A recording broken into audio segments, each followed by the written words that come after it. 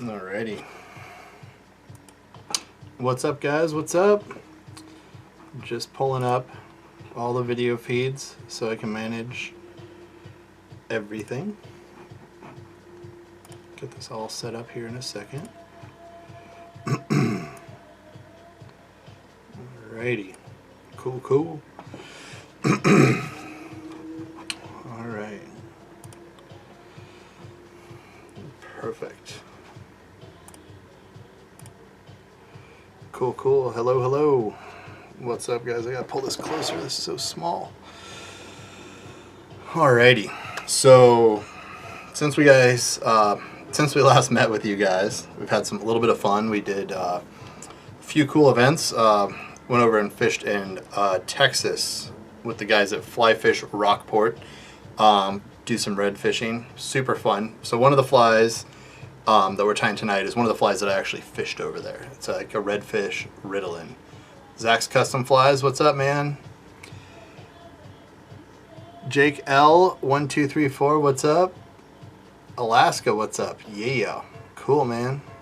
Yeah, Zach's Custom Flies.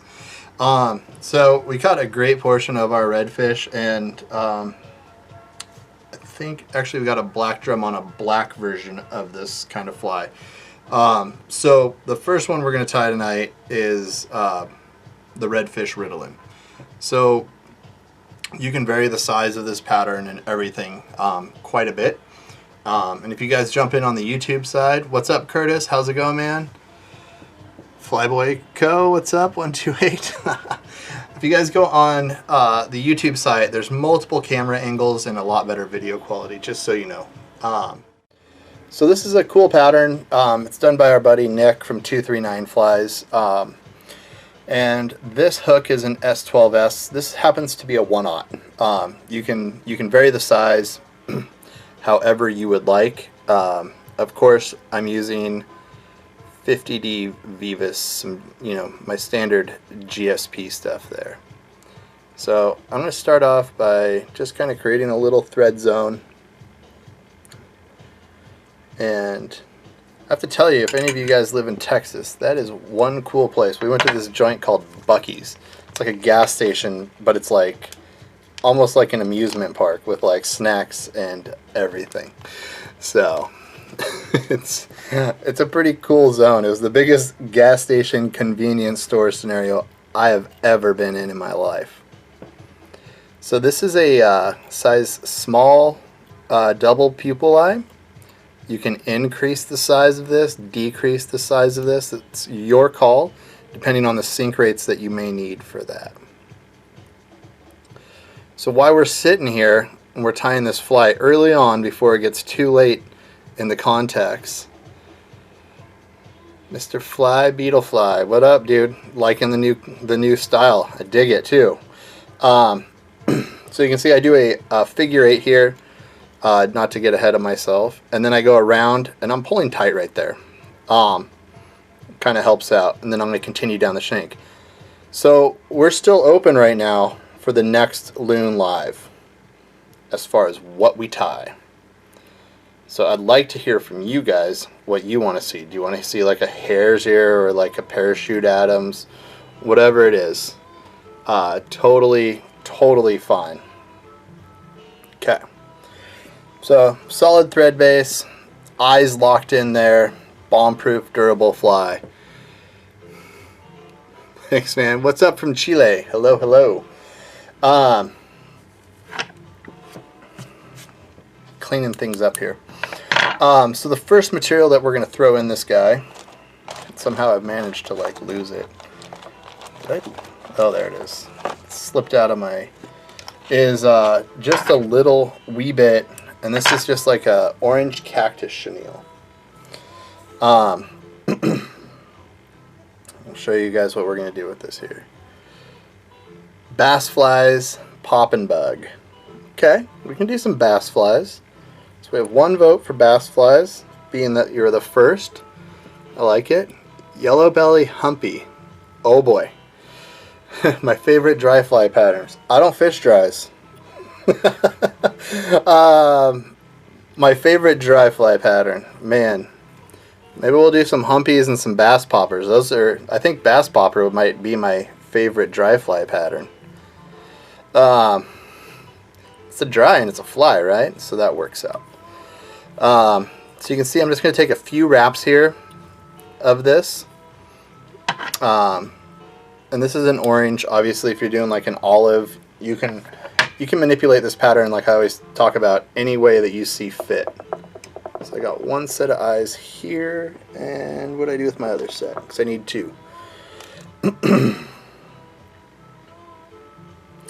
I'm going to introduce in just a little set of eyes, if you guys can see that. Yeah, I haven't tied a humpy in a long time. So I have a series of things that I call buy flies, and those are flies that I will go buy because I'm too lazy to tie them. Humpies are kind of one of those, but it sounds like a fun challenge. And a cool bass fly seems like that could be a really fun challenge too. So I'm going to go ahead and put my eyes in. And you can tie them up long, short, however you feel.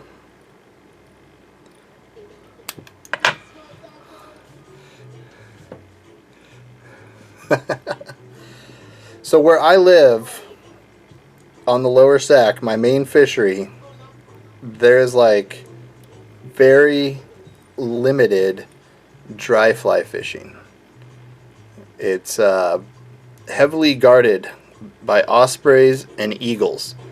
And if you look at fish, or you fish on this fishery enough, you'll notice that a lot of the fish have pretty significant talon marks. So you guys can see here I've splayed those eyes kind of in an outward position. And then I'm going to take, this is some tan or sand. You know, it's just like a really, it's in between, it's like a mix of white and brown. Anything you want. Whatever one floats your boat. Let's see here. Alright, we have 2 votes bass popper. It might be like a pretty unconventional bass popper, but that's just life. So you can see what I'm doing here is I'm actually like, there's different layers to craft fur. I don't know if you guys know that, but there's like 5 or 6 total layers. And I separate a good portion of them, not too much, so I can get kind of a cool taper.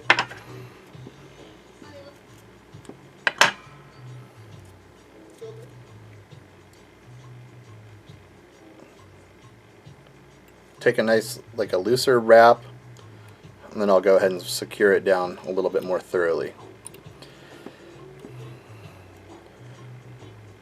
It's actually interesting, and when our fish do eat, most of the time they're eating cripples, is some of my top patterns, like a caddis cripple or a spent egg-laying caddis, stuff like that. Kind of like what I tied last time, just in various colors. Alright. Shrimps, flatwing, high water flies. It's high in NorCal rivers. It is, Jeff. It's very true. Very true. So I'll give you guys a rundown on this program. So this is a Chacon's crusher leg, and you can see it's just a very standard brown clear. I dig these legs for a lot of patterns, fresh and saltwater, but they don't come with orange tips. So I use marker system, and I just kind of dial them in. So I have 4 of these legs. You can do less, you can do more. That's the cool thing about flies, is it's totally your call. And what I do here is I'm just going to kind of match these up. Then I'll go ahead and wrap in. Trim off the excess. This is kind of a shrimp already. Probably throw a small version of this in Puget Sound and get destroyed this summer. So I'm not gonna cut these yet, and I'll explain why, because they kind of stay out of my way back there, and I find that to be important. Cape cod, yeah, buddy. Hopefully you're getting some stripers and bluefish or something. Okay, so I'm going to take a dubbing loop here. This is kind of a cool little program. And from there I can just kind of work up. And if you guys are watching on YouTube, you get the super cool top-down variation. So I'm going to be using some sculpting flash fiber. This is a pack I just went over and bought today because I used the rest of it to tie, of what I had to tie fish for redfish fishing. And this is mullet brown. It was a good color, seemed to work. And what I do is I just kind of take a little corner here and I open it up, and that way I can pull it out, and sometimes that one kind of got away from me. You just don't get that big of a mess. So what I'm going to do is I'm just going to go ahead and cut this up into my brush links. And you can add stuff in here. You can do any number of things that you would like, but I'm cutting this into about a 1-inch brush length. And from what I've noticed is you get about 7 chunks of this sculpting flash fiber. And 7 chunks laid out is just about the right amount to fit into a D-loop plier. So for this I want a little bit of bomb-proofness, so I'm going to use some Swax. I use this is the low tack, and I still, even though it's not the super tacky stuff, you know, you can try to be all macho and not run Swax, but at the end of the day, it's kind of save your buns, you know. So I'll just go ahead and get that in there, and then what I do is I just take a hot moment, kind of primp all this. If you get really creative, you can composite loop this, and throw all sorts of stuff like into the brush. But you can see it spins up pretty darn nice with that 50. Real economical way to build custom brushes for saltwater flies. So we'll sneak back up here, and one of my favorite little things is just this little pick comb deal. It doesn't come this way. I chopped it up and then turned this little wheel looking device on my lathe so that I could have it the way I wanted it. So I'm going to treat this just like a hackle as best as possible.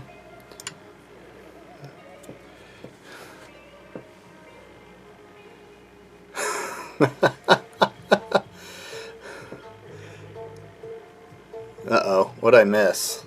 I feel like I've missed some like total slander towards me. Maybe not. Cape Cod. Nope, nope, nope. Hashtag dad life. Dude, we're having a bass tournament tomorrow night. My kid says he's gonna want me. I do have to say, we just did the bass and fly tournament, and having never been on the Delta before, that was a definite learning experience. It was fun. We caught bass, but none that were scoreable by tournament regulations. But I took a 5-year-old as my partner, so it was a little tough. Yeah, my son fished about 90% of the day. There was a 10% loss for snacking, because basically I think snacks are life. So I'm going to flip this over just so I can get in here. Hope to miss the thread.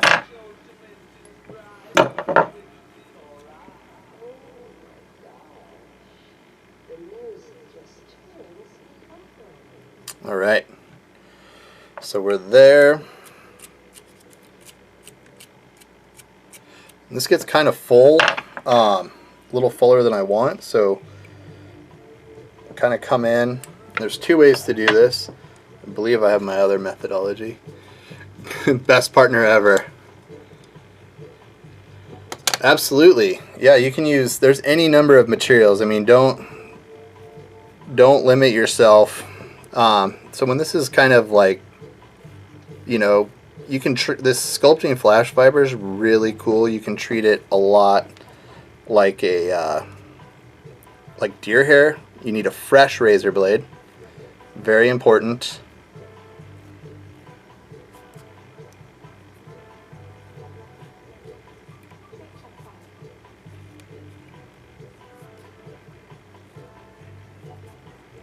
And then, whoops, danger, danger, danger.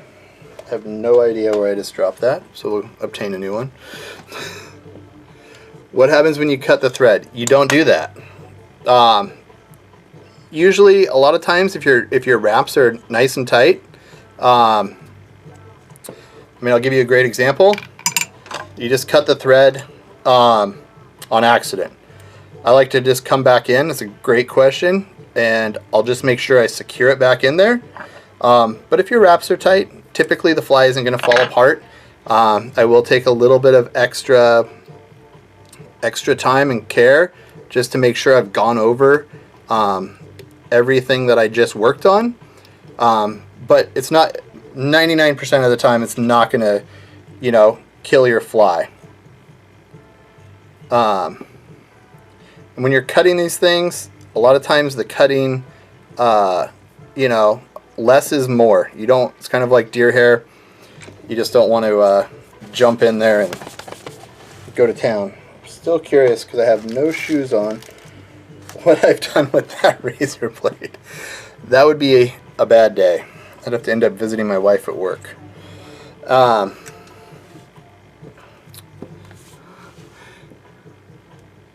Have I ever trolled flies? Let's see, best partner ever. Daniel, what up? Looks like you're either from Portugal. I'm going to go with Portugal because it's very small on my screen. Love that tool. Let's see, nice touch. Is that done with Copic or Sharpie marker? Sharpie, Copic, whatever you have. You know, Prismacolors, any of the super cool guy markers. Not that Sharpies are anything special, but pretty much any of those I can. Sorry, I have 3 places that comments are coming in, so bouncing back and forth. So this is, and I'll show you guys what I'm using for my weed guard here. This is some just some Mason hard mono. You get 30 feet of it, and you guys can see the price there. It's $5.95. I use this for my eyes, and then I also use it again mostly for my weed guards. When I can find my fire starting implement here. So what I like to do is I'll leave this long, and I just create a little ball.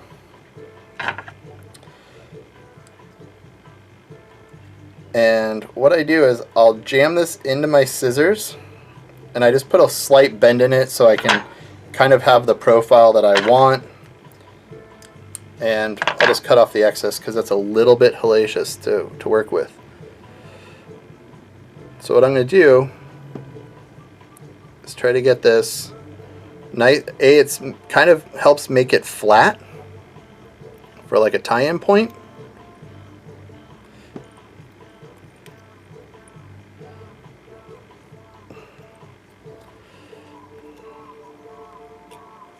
And you can see I'm just kind of working right around the back of this right now. And so once I feel like I have a pretty good tie-in point here, comfortable with it. So you can use, I'm going to go ahead and whip finish here. Let's see. Like trolling flies in the salt. Actually, yes, I have. I have some really good friends in Seattle, and we are up there every year.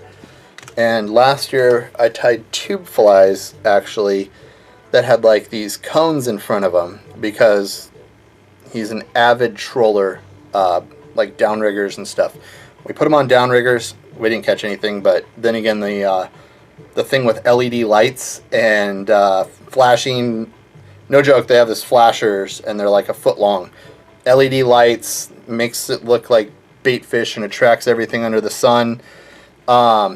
that didn't catch anything either. I didn't feel bad, but you know, is what it is. But yeah, trolling flies is very popular in a lot of places. So here's some fly paint, just so you guys catch the drift here of what I'm doing. So you can see I'm not working, and I already had my light on. I keep cutting out.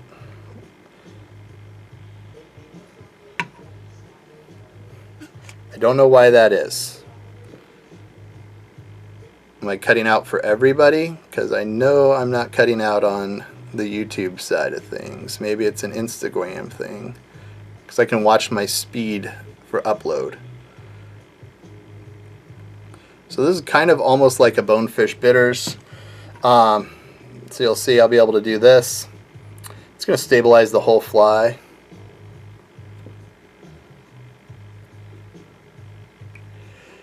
Yeah, you can tie some super cool flies, you know, with these wiggle head things. I found them in the Eastern Sierras because guys are trolling them behind woolly buggers, conventional fishing. And I was like, man, I tried casting them, and that was a miserable experience. But you know, that's just kind of for blind casting, like all day on like weird point lines where you'd be mooching with heavy sink tips. And I just punished myself with like a 10 weight for probably 4 hours on tide changes. But that's all right. So that, guys, is, you know, kind of my spin on a redfish riddle-in. You can kind of get the up the face shot there. It's very shrimpy. You don't have to use the fly paint, but you can see it creates a really bright, vibrant head. And I know this never shows up on camera, but it is 100% really bright and reactive. This is a great little pattern for redfish. The other cool thing is, now if you darken this down and slim it out a bit, crawdad pattern for bass fishing. Change the color palettes, you know, using more browns and maybe some blues, oranges. Don't use the hot orange on the back unless you want to. Or if you're fishing for spotted bass, maybe some chartreuse, some hot yellow. But yeah, it's just a killer little pattern. Super easy to cast all day. Easy to fling like 100 feet on an 8 weight. And overall fun. Now soft tackle. No cutouts on YouTube. Bingo, YouTube rocks. What size is the hook? So it's interesting. That's a 1/0, and it's the that is the SL12S. So it's a big game tin plated. It's just a really beefy, burly hook. Realistically, you can tie it. I've seen them tied as big up. I think as like a 2/0. So I'm kind of on a gamakatsu kick this evening. So we're going to work with that. This just happens. Now if you're going, so I just tied a bunch of these flies for a buddy going to the Seychelles. And he was fishing triggers. So if you're fishing like triggerfish, you may want to beef up your hook. But tonight I'm using an SC15. This happens to be a 1/0. It's kind of got a shorter shank to it. So it's a little bit bigger in the crab world, but you know, your 2s, heck, you can tie this down to a 4 and a 6. I tied an 8 to torture myself, and for quite a while I was having to use clear tubing, and then I had to color it a ton, which is kind of what you saw in the photograph of this fly. So I was using paint and markers and Sharpies and etc, etc, etc. Well, what's cool is I just got a sample of this, but this is Blaine Chocolate's body tubing. Shout out to Blaine for this, but it's now coming in this really cool tan color. So that's what I'm going to be tying with tonight. And I'll just actually, like, I have my portion I'll deal with putting that rubber band back away later on. So this is, like, I believe a Seychelles inspired pattern. Oh, somebody says carp. Yes, absolutely, that could be a good carp fly. Change the size up, etc. I think carp would eat this too. So you can change the weight on this fly. My buddy who was in the Seychelles said he needed a hot spot because it simulates a crab. So we tied these in, like, I was literally airbrushing them. Olives, browns, tans, all sorts of different colors. So again, I do my wrap around, and all I'm doing is, when I'm doing this around the world, as I like to call it, it's just really tightening down that eye so the eye doesn't move as much. At the end of the day, this whole fly gets kind of a solid treatment of, you know, some UV resin in the right places, so I don't worry about it moving too much myself. I do like a hardy thread base on here, and I'm kind of a weirdo. There's not a lot of work inside this fly, so I'll just give it a dark top. So you can see the ink didn't transfer to the bottom as much. And so now working with this tubing. This tubing is, it's very strange, it's very unforgiving, kind of flexible. It takes a little bit to feel comfortable working with it. So I burn it immediately. So let's just say I cut the end off of it. And I like to work it and stretch it out a bit before I tie it into my flies. So I kiss it with the flame. I don't want it to be like super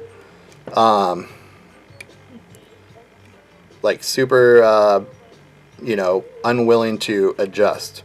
And then you got to kind of finagle it, and it takes a little bit, no joke. But I really want that lip. So when the tubing comes to you, you can see this is where it's been laid flat, and it likes to bulk up. If you turn it this way and you try to bulk it, you're going to have this weird ridge. So it's something to be mindful of.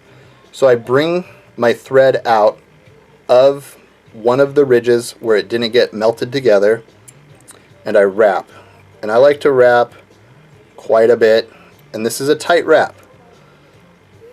And this fly is fairly involved, so you can see I'm wrapping around. So at this point, this is why this fly is, everybody I think is very intimidated by this fly, and I tied a lot of them in a lot of colorways, and I learned some tricks, so we will share.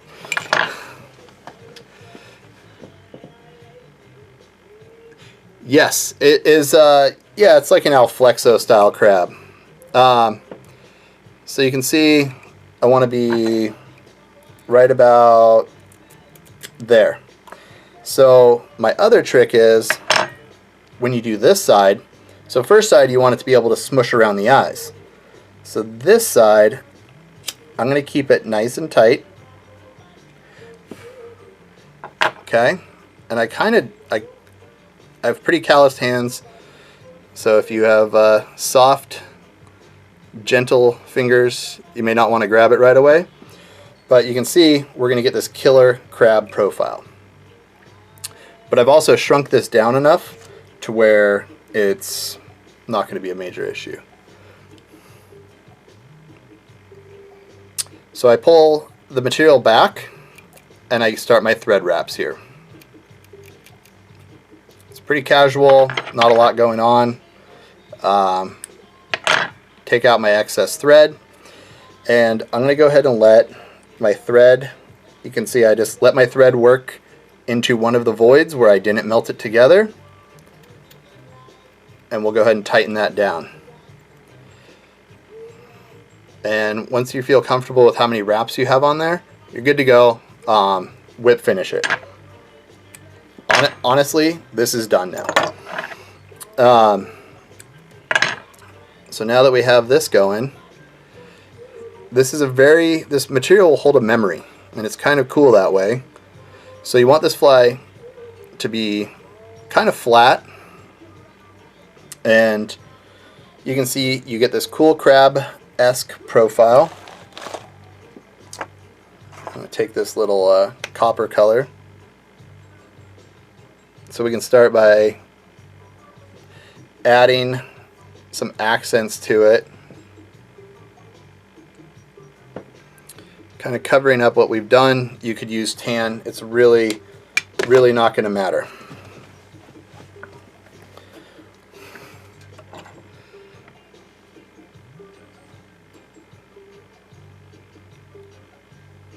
What tuning are you using?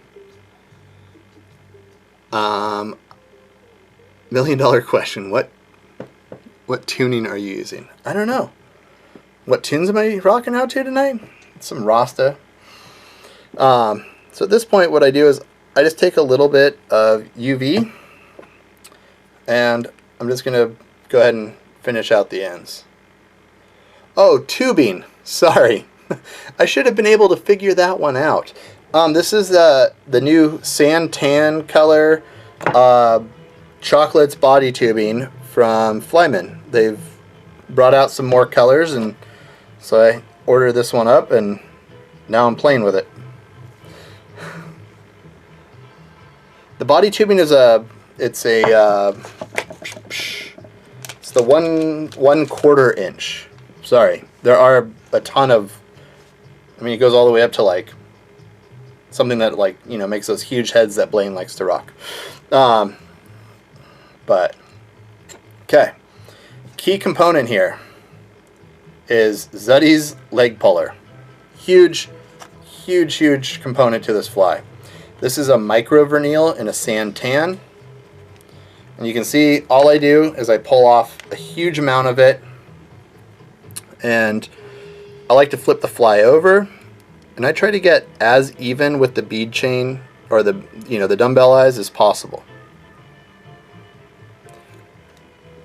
You pull your leg through. The middle leg is hard, but I'll show you what I do here for a trick. I just kind of plug it in there. I'm leaving these way longer because I'm going to burn them, and I mess stuff up all the time because that's just kind of how I roll. So, lesson learned, you want to make sure, pay attention, and you get it through there the right amount of distance. So now to secure this little leg in, I'm going to take some flow and I put a dab in there right over the eyes, and I just leave my light on during this. It's not going to hold to so what I do here also is I just go around and put a dab of flow everywhere I have legs, and then I just come in and cure it.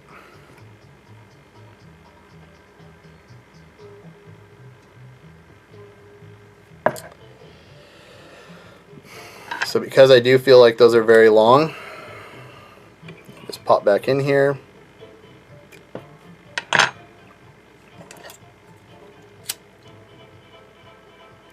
And we'll go ahead and zap it with the fire. If you get a little over aggressive, that's fine. The fish don't care. So now we're about at this point, and we need to build the claws. So the claws are a very simple thing. You can see I double up here, and all I do is pull a overhand knot. Okay, I'll peel a little bit more off.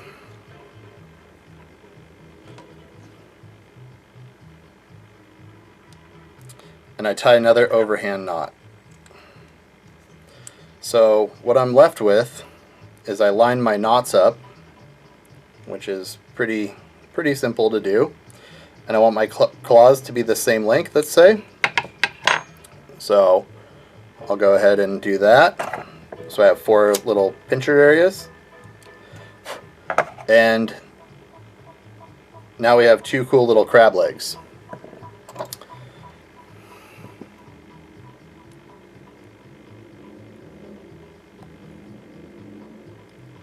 And I'll tie this one kind of towards you guys so you can see. So I have the leg puller, and this makes life super easy.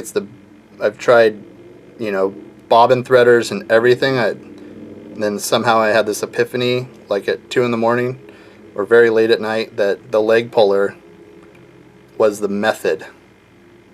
So you can see, you guys on camera can hopefully get a nice look. So we put in one set of claws, and then you can kind of just fish and finagle your way just how you want everything.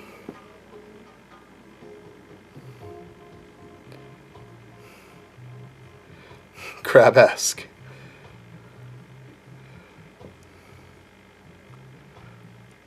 Whoa, wait a second. What what are we talking about for king salmon? Sorry, I missed part of it. I'm tying flies as well. I get distracted easily. Let's see here. Question: which do you think is more effective, Chacon's contraband crab? That's a great question. What's interesting is guys are freaking out over this pattern quite a bit.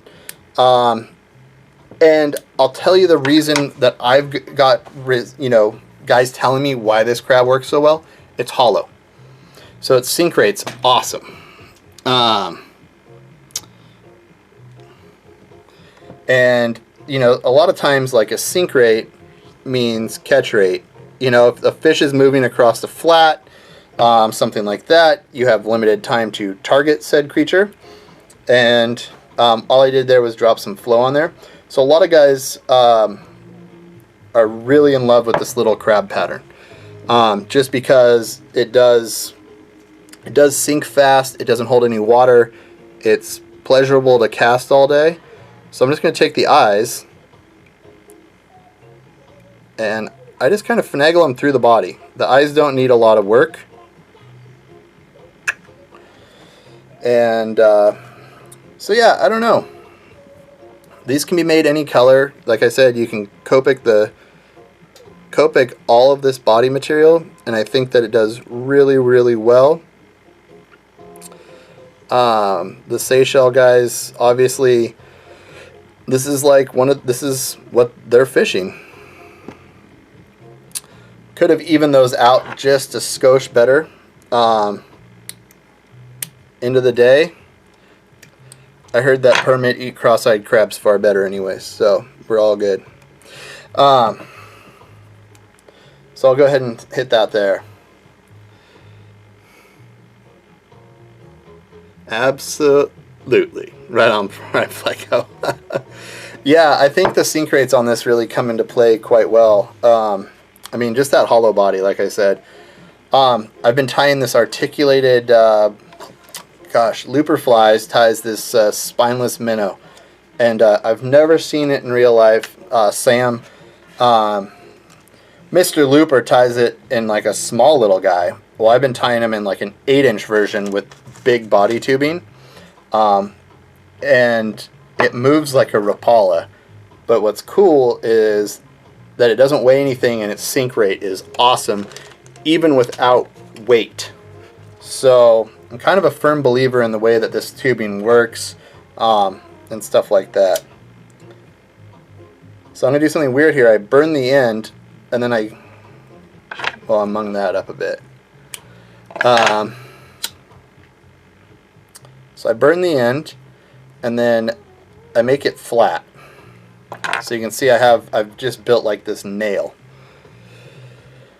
So once I've built my nail, sometimes at this point in the fly, it's a little crowded in there, a little harder to get to go where you want it. So once I build my nail, it creates a stopper, so my weed guard will sit in there.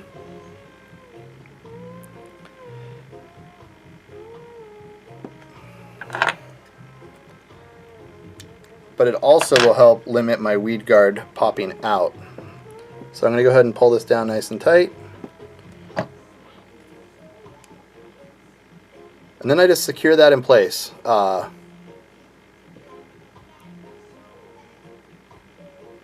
if you go to their website, it should be up there.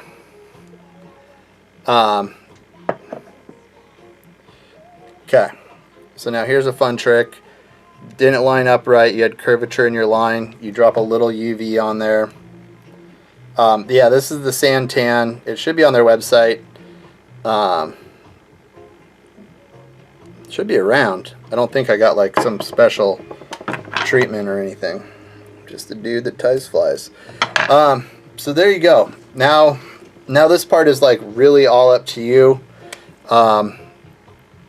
You know, I like to come in and all of the ones that I sent to this, like the Seychelles, I colored my fingers for my buddy. Like all sorts of, my hands look so horrible at the end, but you know, whatever.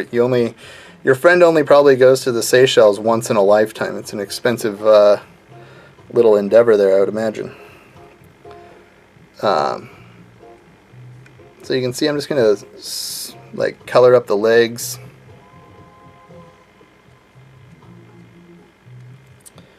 We'll do a little bit here on the pinchers. Work a little bit on the back. So before I was using paints and all sorts of other stuff to try to model this up quite a bit. It's not needed anymore with the sand tubing.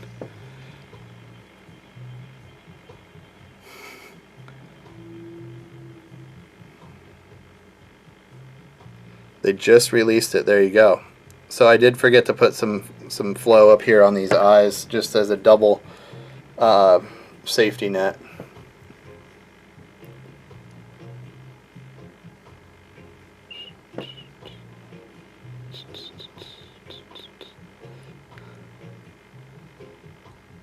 For king salmon or coho? What size of what? That's what I'm working on. Sorry, Zach's. Apologize, brother. Okay. So we'll add a little flare here. And you can do some red on the claws. No real good way. You're going to make a mess of yourself. Just saying. And you can do tops and bottoms. We'll do that next. You know, I like to add, these crabs have like colors to them. I looked at a lot of nerdy pictures of these little crabs that live over there. I guess you could put one of your old, that's the most, here we go. Here's the project of the day. You don't stick your finger under there, you put the 10-cent bag under there. But yeah, all in all, you get this super cool little crab pattern. Good solid weed guard, good crunch resistance. Oh, for salmon, man, I have no fear of fishing for kings with the SL12S. I've used this hook for a lot of applications. I think it didn't bend out. I think it was like 40 pounds of pressure, which is not something that you could physically exert with a fly rod, in my opinion. So I fish a lot of these in the 1/0 and 2/0. It's a good big game tin salt hook. So yeah, there's the little crab pattern. Sinks fast. Air goes right through it. So water goes right through it. All in all, you know, tie them in olives. It's cool too. Don't be scared. You know, take olive and add, you know, if you're fishing someplace, flats fishing, permit fishing, you can add extra color to it. Like, you know, you just add a little olive, and maybe that fish has never seen that before. But do the videos get saved and posted somewhere? Absolutely. They go straight to the old YouTubes, and from there they are archived forever. The one you're going to see on YouTube actually will have 3 different camera angles as well, so you can see every move that you kind of do there. So that's pretty positive. Let's see. Tad spendy, but very cool. So anyways, so yeah, I guess we'll attend to some scheduling. So next time we're going to do a bass thingus that pops along the surface and a dry fly. My favorite dry fly. So yeah, that'll be good. And then I know in July there'll be a brief hiccup with the live stream, only because if I'm not mistaken, the first Thursday in July is the 4th. I will be somewhere else and using large quantities of fireworks. So anyways, thank you guys all for tuning in. We got our flies picked out for next time. I'll go ahead and get those going, and I appreciate it. Hope you guys all have a great night, and we'll talk to you soon. Oh, Jason, really quick, we'll answer your question. They're online on loonoutdoors.com.